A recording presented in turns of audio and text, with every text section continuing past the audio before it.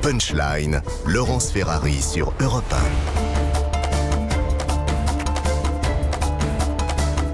Bonsoir à tous et bonsoir à toutes. Bienvenue dans Punchline ce soir sur CNews et sur Europe 1. La France sous le choc après le meurtre barbare de la petite Lola, 12 ans. La principale suspecte a livré un récit abominable des circonstances du meurtre. Avant de revenir sur ses aveux, cette ressortissante algérienne de 24 ans était en situation irrégulière sur le sol français, ce qui nourrit une violente polémique sur la question de l'immigration illégale. Une honte, selon le garde des Sceaux, Éric Dupond-Moretti, qui fustige la récupération politique autour de la mort de la fillette. On l'entendra. Un appel à manifester en faveur de Lola est lancé pour jeudi soir devant la mairie du 19e arrondissement. On va faire un point complet sur l'enquête, sur ce que l'on sait de ce qui s'est passé lors de cette funeste après-midi de vendredi où Lola est rentrée chez elle après l'école. Le président Emmanuel Macron a reçu les parents de la petite fille cet après-midi à l'Élysée. On y revient tout de suite, juste après le rappel des titres de l'actualité de 18h.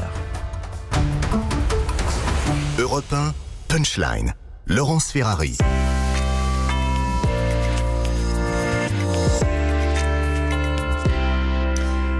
Il est 18h, bienvenue si vous nous rejoignez à l'instant sur Europe 1 et sur CNews. La une de l'actualité, c'est bien sûr l'affaire de la petite Lola. La principale suspecte a été mise en examen.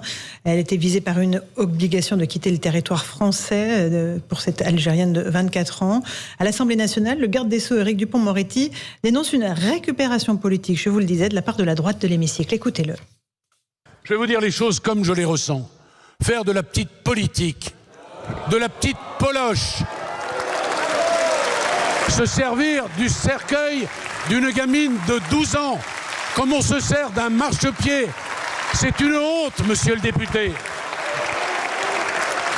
Et ce mardi était aussi marqué par la mobilisation sociale. Plusieurs mouvements de contestation ont eu lieu dans le pays, notamment à Paris. Des incidents ont émaillé la manifestation parisienne. Les manifestants ont pris pour cible une banque et un concessionnaire moto. Plusieurs individus vêtus de noir ont affronté les forces de l'ordre qui ont été prises à partie. La préfecture fait état de 6 interpellations. Parmi les revendications des manifestants, la hausse des salaires. Écoutez Philippe Martinez, secrétaire général de la CGT. Il faut arrêter de parler, il faut agir. Agir, c'est proposer une revalorisation du SMIC et puis mettre en place l'échelle mobile des salaires, c'est-à-dire l'indexation des salaires sur l'inflation. Voilà, il faut arrêter de parler, arrêter de critiquer ou de stigmatiser les grévistes et puis agir. Voilà, et le secteur des transports avait rejoint la mobilisation aujourd'hui. Parmi eux, la RATP, même s'il était compliqué de voyager en région parisienne, notamment sur les lignes RER, le mouvement a été modérément suivi. La grève n'est pas reconduite. Même chose à la SNCF, retour progressif à la normale dès demain. Dans le secteur du carburant, les employés des raffineries et des dépôts de Total Energy entament leur 3e semaine de grève. 4 sites sont toujours bloqués, toujours la galère pour les automobilistes.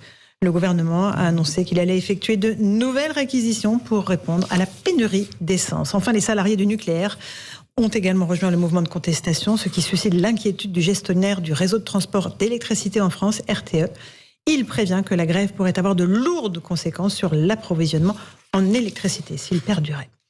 49.3 en vue, le porte-parole du gouvernement Olivier Véran a annoncé que cet article de la Constitution visant à faire passer en force un texte de loi sera utilisé. Il devrait permettre l'adoption sans vote de la première partie du projet de loi de finances 2023.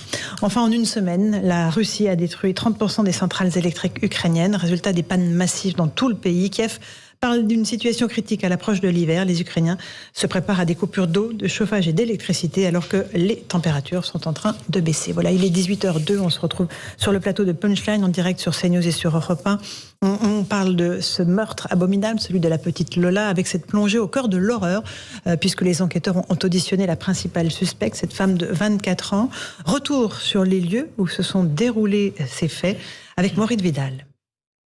La résidence de la petite Lola, dans le 19e arrondissement de Paris, est devenue un lieu de recueil et d'hommage. Habitants du quartier et parisiens viennent y déposer des fleurs, avec une émotion toujours très vive. On habite le quartier depuis des années et on vient témoigner un soutien à la famille, juste en déposant un bouquet, parce que comme beaucoup de gens, la majorité des gens, ça nous brise le cœur. Voilà, c'est insoutenable. Je suis effondrée, on est effondrés, on parle que de ça. C'est vrai qu'on est inquiet. Enfin, moi, ça me fait peur pour mes sœurs. Je me dis, mais on peut même plus rentrer, sereinement chez nous, quoi. C'est dans sa propre résidence que Lola se fait aborder par la principale suspecte alors qu'elle rentrait de son collège, situé à 350 mètres. C'est dans cette même résidence que son corps a été retrouvé dans une malle vendredi, en fin de soirée. Le sort de Lola se serait joué en moins de 2 heures dans l'appartement de la sœur de la suspecte. Le déroulement des faits pose encore question pour le voisinage. Moi j'attends l'enquête vraiment finale parce que tant qu'il n'y a pas les jugements qui sont faits, il y a toujours présomption d'innocence. En tout cas, moi je pense qu'on est tous bouleversés. Le collège de la petite Lola est également devenu un lieu de recueil pour tout le quartier et surtout pour ses camarades traumatisés. Et on va rejoindre Lionel Gougelot, l'envoyé spécial d'Europe 1 à Fourquerolles, dans le Pas-de-Calais, où les parents de Lola ont trouvé refuge. Ils s'y trouvaient ce matin encore, avant de se rendre cet après-midi à l'Élysée pour rencontrer le président Macron. Bonsoir Lionel Gougelot. Les parents de Lola ont trouvé là refuge, parce qu'une partie de leur famille est sur place, c'est cela ? Oui, effectivement, Fourquerolles, vous savez, c'est un petit village d'environ 1700 habitants. Nous sommes ici à un peu plus de 5 km de Béthune. C'est ici qu'habite en fait Nelly, la grand-mère paternelle de la petite Lola. C'est une petite maison un peu en retrait de l'une des principales rues de la commune. Et c'est donc assez naturellement, si je puis dire, à son domicile que Johan et Delphine, les parents de la petite fille, ont trouvé refuge depuis dimanche, puisqu'ils n'ont pas de famille, tout simplement à Paris. Et en région parisienne, la volonté aussi pour eux, on l'imagine assez aisément, eh bien tout simplement d'échapper à la pression médiatique. Des parents dévastés par le drame et l'horreur qu'ils vivent depuis vendredi. C'est en tout cas ce que m'a dit tout à l'heure le maire du village, Gérard Rogier, qui les a longuement rencontrés hier soir. Il décrit un couple qui malgré cela, fait montre d'une grande dignité, dit-il, d'un grand courage même. En fait, ses parents attendaient hier soir de pouvoir voir la dépouille de leur enfant. Et maintenant, aujourd'hui, ils n'attendent qu'une chose, pouvoir la ramener ici, dans le département du Pas-de-Calais, pour qu'elle y soit enterrée. Alors maintenant sur les faits en tant que tels, ce sont des parents qui ne comprennent pas ce qui a bien pu déclencher une telle barbarie sur leur petite fille. Ils ont redit au maire du village que Lola était une fillette sage et sérieuse. Tout ce que les témoignages que l'on a entendus depuis ce week-end dans son quartier du 19e arrondissement de Paris, une petite fille qui ne s'aventurait pas avec tel ou tel inconnu.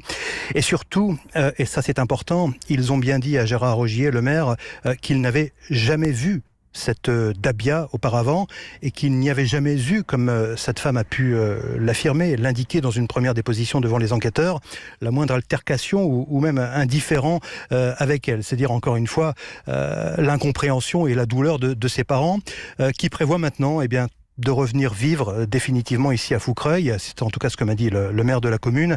Un couple qu'il va falloir accompagner maintenant, peut-être l'aider même à trouver un nouveau travail. Ce qui est sûr, c'est que dans ce petit village de Fourquerolles, le drame de la famille suscite une immense émotion, même s'ils sont très peu finalement à avoir connu la petite Lola, qui ne venait ici que pour certains week-ends ou pour les vacances. Beaucoup se disent prêts à manifester à ses proches une grande solidarité. Ça va commencer d'ailleurs dès ce vendredi au foyer communal où le maire invite la population à venir faire un geste, laisser un message de soutien à la famille et en hommage à la petite fille qui malgré tout était un peu quelque part une enfant du village.